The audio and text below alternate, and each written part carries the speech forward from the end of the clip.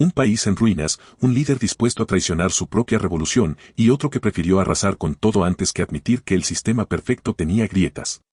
Lo que empezó como un experimento para salvar al comunismo, terminó convirtiéndose en su mayor herejía. Y lo más irónico, funcionaba. Hasta que Stalin lo destruyó. Somos un colectivo de entusiastas de las grandes historias del dinero, economía, finanzas y similares, que en cada video te entregamos el research más riguroso. Contamos con el apoyo visual de herramientas de IA, aunque somos nosotros quienes estamos detrás del research y el guión de los videos. Agradecemos tus likes, shares y suscripción. Ahora sí, te decía. En 1921, el imperio más grande del planeta se había reducido a polvo. Rusia, recién salida de una guerra civil devastadora, agonizaba entre el hambre, la inflación y el colapso total de la producción. 5 millones de personas habían muerto. Las fábricas estaban paradas. El campo, vacío. Y el sueño bolchevique, apenas 4 años después de la revolución, ya se desmoronaba. Lenin, el arquitecto del comunismo, se paró ante el Congreso del partido y pronunció las palabras que nadie esperaba escuchar: nos equivocamos. La frase no solo rompió el dogma, abrió un agujero en la ideología misma. Para salvar al sistema, Lenin tendría que traicionar su esencia, revivir el capitalismo. Así nació la nueva política económica, la NEP, una de las paradojas más fascinantes del siglo XX. Un Estado comunista que, por necesidad, volvió al mercado libre. En Moscú, los precios regresaron, las tiendas abrieron, y los campesinos empezaron a vender. Por unos años, la Unión Soviética descubrió algo que nadie en el partido quería admitir: el capitalismo, aunque fuera parcial, funcionaba. El comunismo de guerra había sido un desastre. Entre 1918 y 1921, el Estado nacionalizó todo: las fábricas, las minas, los ferrocarriles e incluso las panaderías. Los campesinos no podían vender lo que producían, el gobierno se lo confiscaba a la fuerza. El dinero dejó de circular. La economía dejó de respirar. Y sin incentivos, nadie trabajaba. En 3 años, la producción industrial cayó al 20% del nivel previo a la guerra. La crisis era tan profunda que incluso dentro del partido se empezó a murmurar lo impensable: ¿y si el comunismo, tal como lo diseñamos, no funciona? Pero en el Kremlin, nadie se atrevía a decirlo en voz alta. Salvo uno. Lenin observó el desastre y comprendió que la ideología no alimenta. Que la revolución podía morir no por una invasión externa, sino por hambre. En marzo de 1921, anunció la NEP, un cambio radical disfrazado de ajuste temporal. Las grandes industrias seguirían bajo control estatal, pero las pequeñas empresas volverían a manos privadas. Los campesinos podrían vender sus cosechas en el mercado, y el dinero, símbolo del enemigo burgués, sería reintroducido. Era un retroceso en toda regla, pero también una maniobra quirúrgica para evitar el colapso total. La reacción en el partido fue un terremoto. Los viejos bolcheviques lo consideraron una traición. Trotsky la calificó como una restauración del capitalismo. Pero para el resto del país, fue un alivio. En solo un año, la producción agrícola aumentó un 75%. Los mercados volvieron a llenarse. Los talleres reabrieron. La vida, literalmente, regresó.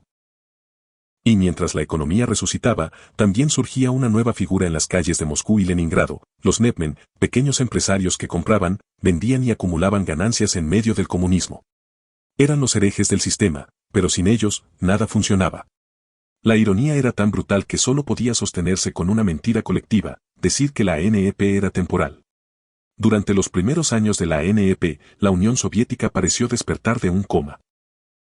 Las ciudades recuperaron su ruido, los mercados su olor, y la gente, algo de esperanza. En 1922, la producción agrícola creció un 75% y al año siguiente las pequeñas fábricas volvieron a rugir. Los números oficiales, recogidos por el Instituto de Estadísticas Soviéticas, mostraban una recuperación más veloz que cualquier plan revolucionario anterior. El capitalismo, el enemigo jurado, acababa de resucitar a la revolución. Pero ese éxito traía un problema moral. Las vitrinas de Moscú se llenaron de bienes importados y los Netmen, los nuevos comerciantes, se paseaban con abrigos de piel por la calle Arbat. Para un sistema que había prometido igualdad absoluta, la desigualdad se volvió insoportable de mirar. En los cafés donde antes se hablaba de revolución, ahora se hablaba de márgenes de ganancia.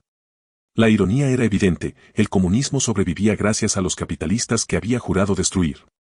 En los pasillos del partido, la tensión era eléctrica.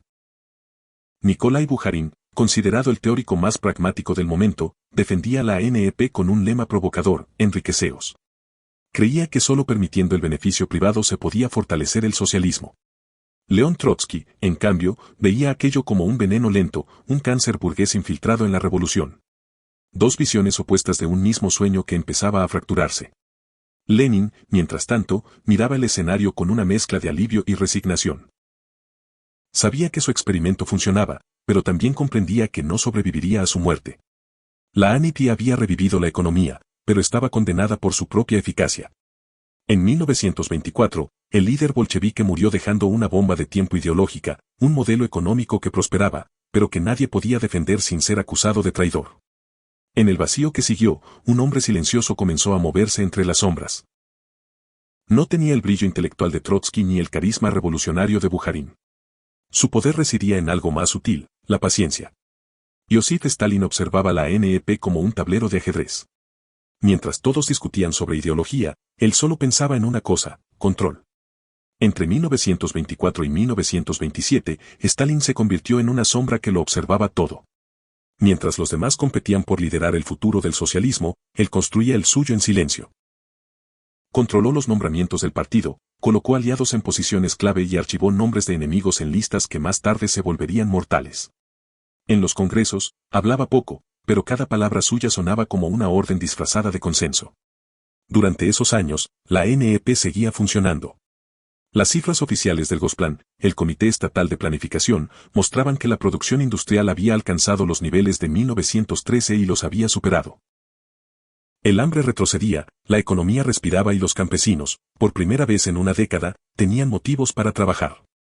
Sin embargo, el éxito económico era una amenaza política, demostraba que la revolución podía sobrevivir sin control absoluto. Y Stalin detestaba no tenerlo.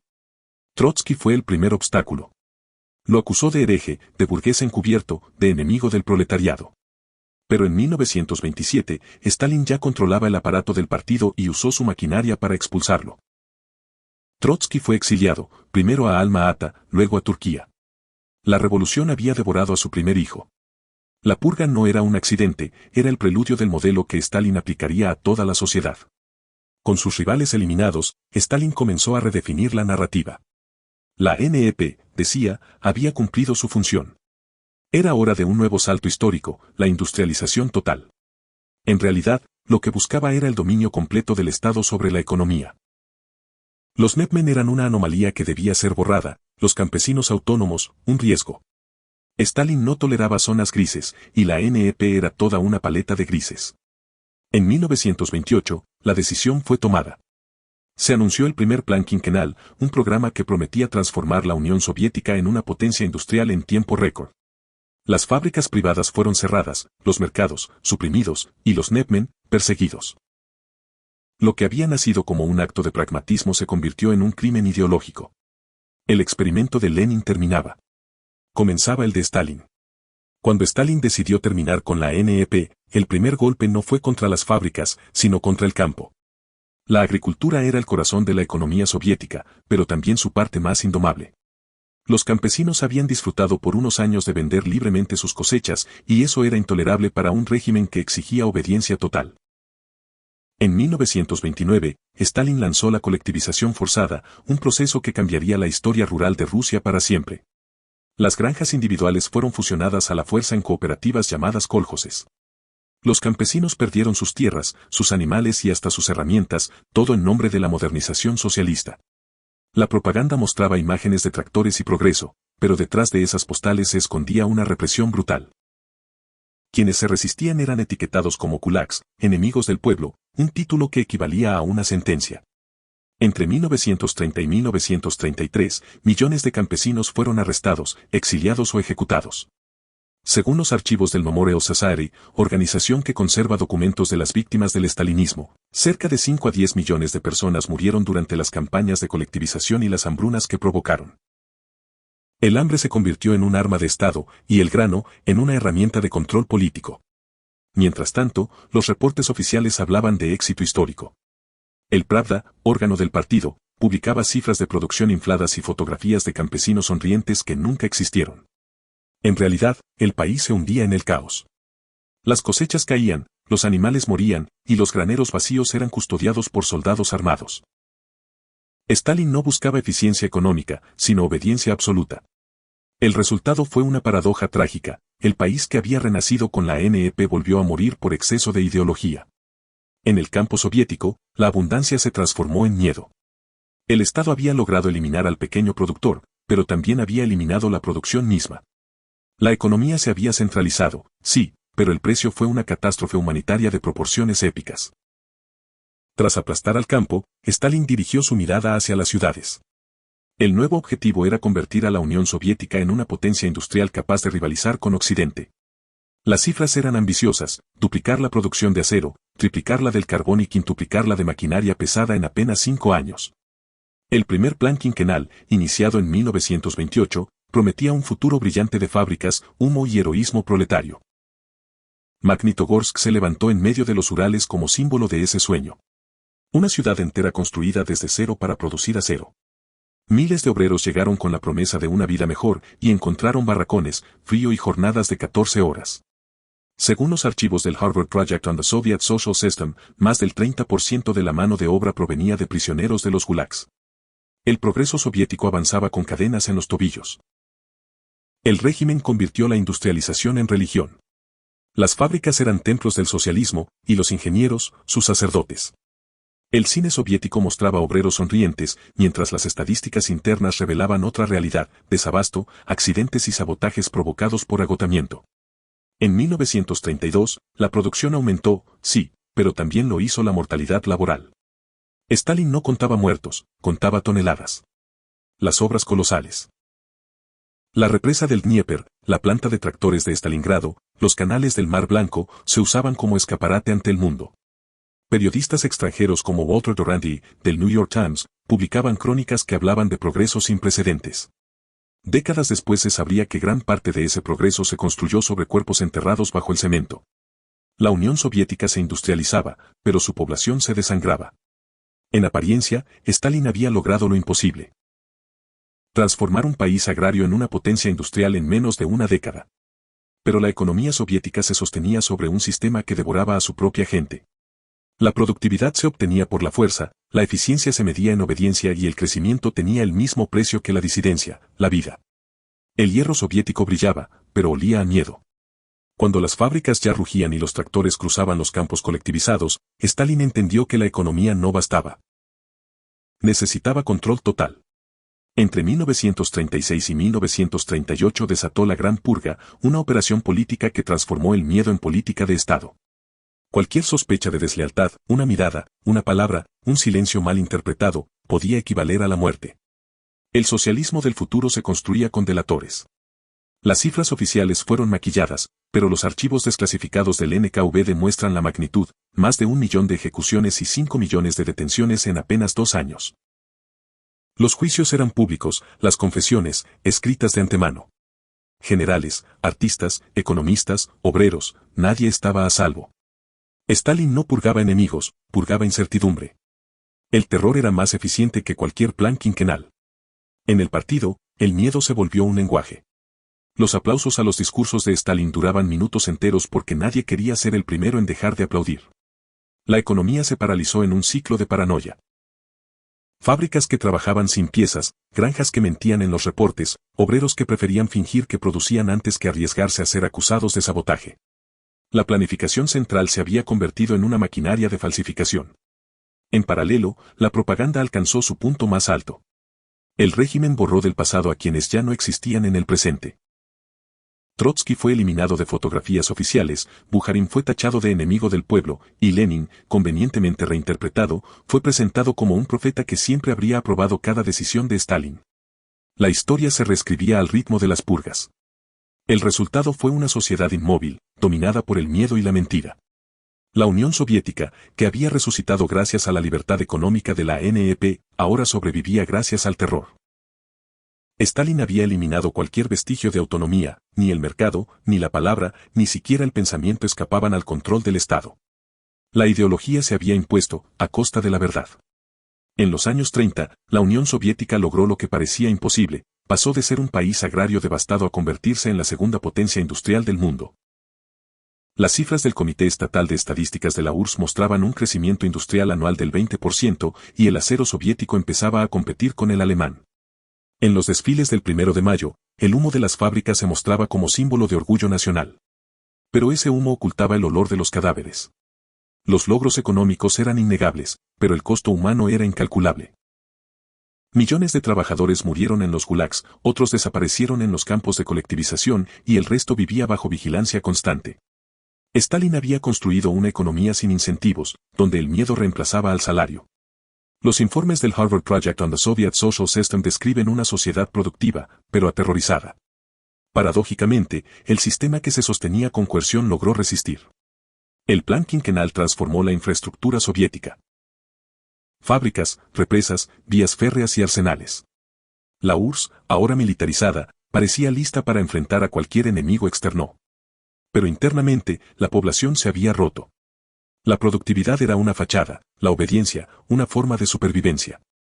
En los círculos del poder, Stalin usaba esa contradicción como prueba de su genialidad. La propaganda lo presentaba como el padre de los pueblos, el hombre que había hecho avanzar al país sin ayuda de nadie. En realidad, lo había hecho al precio de su gente. La economía soviética ya no pertenecía a la nación, sino al dictador que la dirigía con puño de acero y censura. Para 1939, la Unión Soviética estaba lista para una guerra que no había elegido, pero que acabaría definiendo su narrativa, la Segunda Guerra Mundial. Y Stalin, que había destruido la NEP por incompatible con el socialismo, usaría esa guerra para justificarlo todo, las muertes, el terror, la historia reescrita. Cuando Hitler invadió la Unión Soviética en 1941, Stalin presentó la catástrofe como la prueba definitiva de su razón. Sin industrialización rápida, decía, habríamos sido destruidos. En parte tenía razón, la maquinaria de guerra soviética, tanques T-34, aviones Yakovlev, municiones producidas en masa, fue la columna vertebral del triunfo. Pero esa victoria tenía sangre en sus cimientos. Durante la guerra, las fábricas operaron día y noche, muchas bajo tierra, con obreros famélicos que trabajaban 12 horas seguidas. La URSS perdió más de 27 millones de vidas, según los archivos del Ministerio de Defensa ruso. Y, sin embargo, cuando la bandera roja ondeó sobre Berlín en 1945, Stalin emergió como héroe absoluto. El verdugo se transformó en salvador. Occidente lo felicitó, el pueblo lo idolatró, y la historia oficial comenzó su reinvención. El terror se borró de los libros, las purgas se convirtieron en necesarias y la NEP desapareció del discurso público. En su lugar, se erigió un relato heroico, el del líder que sacrificó todo por la victoria. La moral había sido reemplazada por la conveniencia política. En el fondo, Stalin había logrado algo más perverso que el control económico, había convertido el sufrimiento colectivo en mito nacional. Cada fábrica, cada monumento, cada medalla escondía una deuda impagable con los muertos. Y el éxito soviético, celebrado en cada desfile, era el eco de una tragedia que nadie podía nombrar. Para el resto del mundo, la URSS era una potencia indestructible. Pero dentro, el miedo seguía siendo el motor que movía la economía. El precio del progreso soviético no fue solo humano, fue moral. El país que había probado que el capitalismo podía salvar al comunismo terminó demostrando que la ideología podía destruir cualquier verdad, incluso la suya. Años después, cuando el polvo de la historia se asentó, los economistas comenzaron a preguntarse lo que Stalin nunca habría tolerado, ¿y si la NEP hubiera continuado? El periodo entre 1921 y 1928 había demostrado que el pragmatismo podía sostener al socialismo, que el mercado podía coexistir con el Estado sin destruirlo. Pero la ideología, convertida en dogma, aplastó esa posibilidad. Stalin eligió el control antes que la prosperidad. Algunos historiadores, como Stephen Clarken y Sheila Fitzpatrick, en sus análisis sobre la era soviética, señalan que la NEP fue una oportunidad perdida, un modelo híbrido capaz de equilibrar eficiencia y estabilidad. Otros argumentan que habría colapsado por sus propias contradicciones. Lo cierto es que la NEP funcionaba, y ese fue su verdadero pecado. Había probado que el comunismo podía adaptarse sin quebrarse. Stalin no perdonaba las herejías que funcionaban. El legado de la NEP quedó enterrado bajo toneladas de acero y miedo, pero su espíritu sobrevivió. Décadas más tarde, China y Vietnam revivirían su lógica, capitalismo bajo control político. Deng Xiaoping incluso lo dijo sin rodeos, no importa si el gato es blanco o negro, mientras case ratones. Era la versión moderna del pragmatismo que Lenin ensayó y Stalin destruyó. La lección es brutalmente simple, cuando la ideología gobierna por encima de la realidad, el precio siempre lo paga la gente. La URSS sobrevivió a Hitler, pero no sobrevivió a su propio sistema. La economía planificada colapsó en 1991, dejando tras de sí un país exhausto, un pueblo desconfiado y un recordatorio eterno de lo que ocurre cuando el poder decide que tener razón importa más que tener resultados. La NEP fue más que una política económica, fue una advertencia ignorada. Enseñó que los sistemas pueden doblarse sin romperse, que la adaptación es más revolucionaria que la pureza. Pero Stalin eligió lo contrario, y con ello marcó el destino de una era. Si este episodio te hizo pensar en cómo la historia repite sus errores, deja tu like, comparte este video y suscríbete para seguir descubriendo cómo las ideas cambian el mundo o lo destruyen. No olvides que tu feedback es muy importante para nosotros, porque nos permitirá mejorar nuestras siguientes entregas. Gracias por quedarte hasta el final.